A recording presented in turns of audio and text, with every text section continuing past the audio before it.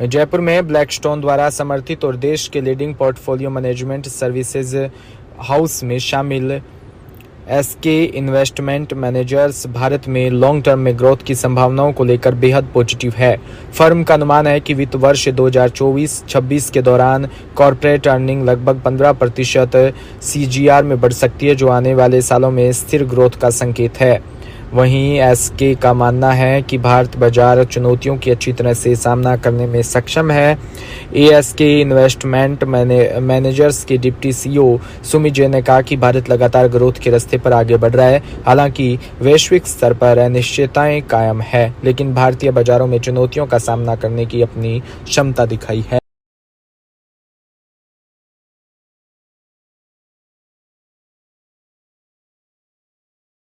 चाहूँगा कि भारत देश की जो अर्थव्यवस्था है उसकी ग्रोथ रेट काफ़ी बेहतर है आज के तारीख में, एंड उस ग्रोथ रेट के सामने अपनी प्रॉफिट ग्रोथ भी कॉर्पोरेट्स की अभी ठीक है और यहाँ से बेहतर होनी चाहिए। जब कॉर्पोरेट की प्रॉफिट ग्रोथ बेहतर होती है उसके परिणाम हमें स्टॉक मार्केट के रिटर्न्स में भी दिखाई देते हैं, एंड हमें लगता है कि भारत देश की ये जो ग्रोथ रेट है लंबे समय तक कंटिन्यू होगी। वो बहुत ज़्यादा इम्पॉर्टेंट चीज़ है, क्योंकि जब ग्रोथ रेट लंबे समय तक कंटिन्यू होती है एंड वो बेहतर कैपिटल एफिशिएंसी से आती है तो उसके रिटर्न्स में नतीजे काफ़ी अच्छे दिखाई देते हैं। भारत आज मेरे ख्याल से उस मुकाम पे है जहाँ पर हमें रिटर्न्स लॉन्ग टर्म के लिए भारत की स्टॉक मार्केट इन्वेस्टमेंट में काफ़ी अच्छे दिखाई देनी चाहिए। कुछ आंकड़े ये तो अपनी जो रियल जीडीपी ग्रोथ रेट है वो करीब 7% पे ग्रो करनी चाहिए। कॉर्पोरेट अर्निंग्स 13, 14, 15% पे लॉन्ग पीरियड में ग्रो करनी चाहिए। लॉन्ग टर्म अगर हम डॉलर टर्म्स में देखें तो हमारे रिटर्न्स 10 सालों में करीब 10% आए हैं।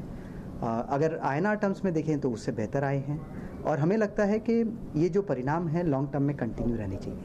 मैन्युफैक्चरिंग के बारे में आप बता रहे थे कि अब उसको संभाला जाएगा, अभी तक तो ये हमें किस सेक्टर्स पे फोकस करना चाहिए।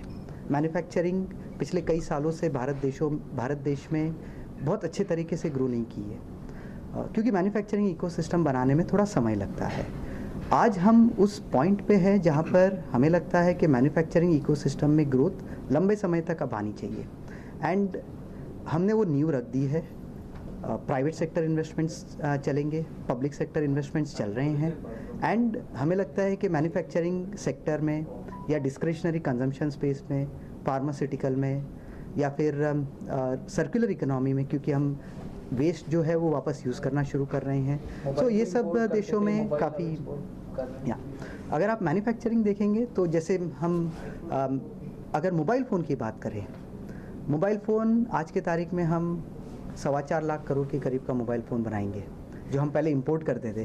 तो ये जो बदलाव है ये हमारे ख्याल से केवल मोबाइल फ़ोन में ही नहीं रहेगा, और भी कई चीज़ों में जाएगा। हमने शुरुआत मोबाइल फ़ोन असेंबली से की है, इसके बाद हम मोबाइल फ़ोन में बैकवर्ड इंटीग्रेशन करते रहेंगे, हम इवेंचुअली डिस्प्ले में भी जाएंगे, अडेप्टर बनाएंगे, ईयरफोन बनाएंगे, कई चीज़ें बनाएंगे। सो ये सब चीज़ें केवल मोबाइल फ़ोन पर ही नहीं रुक जाएगी, और भी कई चीज़ों में भारत देश में मैन्युफैक्चरिंग एक्टिविटी बढ़ेगी हमारे ख्याल से। पॉपुलेशन भी इंडिया में ग्रो करेगी सर्टनली।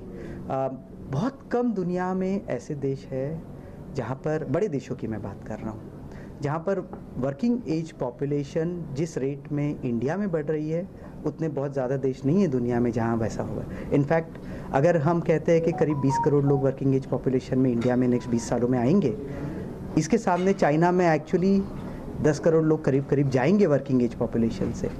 इसका बहुत फ़र्क पड़ता है ग्रोथ रेट पे, क्योंकि जितनी ज़्यादा वर्किंग एज पॉपुलेशन, जितने ज़्यादा लोग काम करने वाले हैं, उतना ग्रोथ की ड्यूरेबिलिटी बढ़ती है। सो हमें इसलिए इंडिया की ग्रोथ पे कॉन्फिडेंस ज़्यादा है। इकोनॉमी जीडीपी बोलते तो $100 ट्रिलियन की है, उसमें से लगभग $15 ट्रिलियन मैन्युफैक्चरिंग जीडीपी बोलते हैं, और उसमें से चाइना जो है $5 ट्रिलियन की है। मतलब वर्ल्ड में जो भी बनता है उसका 1/3 चाइना में बनता है, ठीक है। और अगर आप भारत की देखोगे, मैन्युफैक्चरिंग इज अबाउट $50 बिलियन, मतलब 1/10 of what China is there आज के। तो अगर हम कहते हैं जो चाइना +1 स्टोरी, बिकॉज कोविड के बाद आज सब लोग को अपने मैन्युफैक्चरिंग यहाँ पे शिफ्ट करने हैं, अगर सिर्फ 10% of the China's manufacturing shifts to India in next 5 years, हमारी मैन्युफैक्चरिंग इकोनॉमी डबल हो जाएगी। और बाई इटसेल्फ ऑल्सो अपनी इकोनॉमी 12-13-14 तरीके से ग्रो रही है। तो जो वो कह रहे थे कि मैन्युफैक्चरिंग में बहुत बढ़ोतरी होने की क्या है, बिकॉज अच्छे फर्म्स जो है लाइक एप्पल, आप कितने लोग ने माना रहेगा कि 5 साल पहले अगर मिलते हैं, मैं आपको कहा कि एप्पल यहाँ पे मैन्युफैक्चरिंग करेगा, तो सब बोलते हैं यार इट्स अ विश लिस्ट, हो नहीं सकता था। आज जैसे आपने डेटा देखा, पहले उन्होंने बोला 5% इन्वेस्ट करेंगे, फिर बोला 20% करेंगे, फिर अब 25%, अब बोल रहे हैं by 2027 50% of what Apple will start to manufacture India. अभी जो 16 वाला नया फ़ोन है भारत में बनाया हुआ है। तो भारत 2017 में लगभग $300 मिलियन का एक्सपोर्ट करता था, आज वो 12 से 13 बिलियन हो गया है। मतलब लगभग 40 गुना ग्रोथ आई है अपनी सिर्फ एक मोबाइल मैन्युफैक्चरिंग एक्सपोर्ट्स के अंदर, और बहुत सारे in terms of electronic manufacturing services products है जिसमें बहुत बढ़ोतरी आएगी। तो आपने जो डेटा पूछा था इसके लिए मैंने आपको डेटा आप बता रहे थे सर एक डेटा के बारे में भी, जो जयपुर के बारे में बता रहे थे कि ग्रोथ इंडिया इंडस्ट्री का जो ग्रोथ है 22% से हो रहा था, जयपुर का 29% से हुआ है। अब लास्ट 5 ईयर्स की बात कर रहा हूँ, राजस्थान जो है ऑलमोस्ट 36% से ग्रो करा है। और हमें लगता है कि यहाँ के जो इन्वेस्टर की सोच होती है वो इक्विटी की तरफ ज़्यादा है, क्योंकि जो आप डेटा देखोगे 1.28 लाख का म्यूचुअल फंड AUM है, उसमें से 1.11 lakh crore which is 86% of the mutual fund money is invest in equity. मतलब ये जो कहने जा रहा हूँ, जो अगर देश में मतलब यहाँ के लोग हैं वो हमेशा ग्रोथ में इन्वेस्ट करते हैं, इक्विटी क्या है ग्रोथ वाला हो गया, तो वो एक बहुत ही इंपॉर्टेंट फैक्टर है। जो हमारा भी AUM है अगले लास्ट 5 ईयर्स में 33% से ग्रो हुआ है। तो हमें यहाँ पे बेस बनाना है, हमें यहाँ पे ग्रो करना है, क्योंकि अंडरलाइन बढ़ोतरी बहुत ज़्यादा है यहाँ।